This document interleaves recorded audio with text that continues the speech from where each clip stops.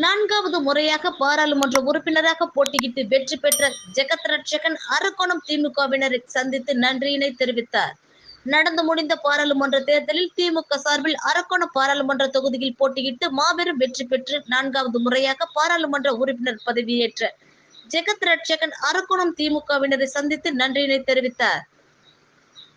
ராணிப்பேட்டை மாவட்டம் அரக்கோணம் சுவால்பேட்டை பகுதியில் அமைந்துள்ள தனியார் மண்டபத்தில் ஏற்பாடு செய்யப்பட்ட கூட்டத்தில் ஜெகத் ரட்சகன் கலந்து கொண்டு அரக்கோணம் பாராளுமன்ற தேர்தலில் ஓய்வின்றி பணியாற்றி தன்னை வெற்றி பெற செய்த திமுக நிர்வாகிகள் மற்றும் உறுப்பினர்களுக்கு நன்றி தெரிவித்தார்.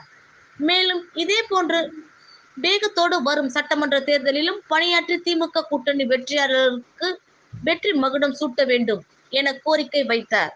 அதனைத் தொடர்ந்து அரக்கோணம் பாராளுமன்ற உறுப்பினராக தேர்ந்தெடுக்கப்பட்ட ஜெகத் ரட்சகனுக்கு திமுகவினர் சார்பில் சால்வை மாலை அணிவித்து மரியாதை செலுத்தினர்.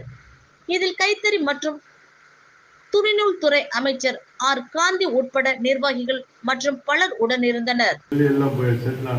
ஒரு தொகுதிக்கும் வர போறோம், ஒரு கிராமத்துக்கு வர போறோம். அது எதுக்காகன்னா 1.5 வருஷத்துல நம்ம சட்டமன்ற தேர்தல் வர போறோம். இப்ப இருந்து நம்ம ரெடி ஆனோம்.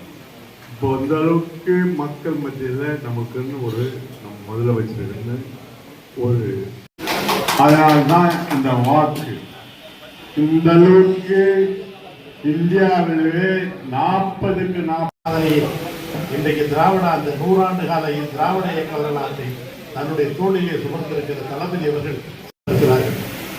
எந்த மாநிலத்திலும் இப்படி கிடையாது. 40க்கு 40 தமிழ்நாட்டில் இந்தியாவில் எந்த மாநிலத்திலுமே கிடையாது. அதுவும் ஒன்று சாரசாரியா 2 லட்சம் வாக்குகளை பெற்ற தொகுதியாக நம்முடைய அரக்கோணம் தொகுதியை மாற்றி காட்ட வேண்டும். இன்றையிலிருந்து அந்த பணியை துவக்குங்கள். உங்களோடு நாங்கள் இருக்கிறோம்.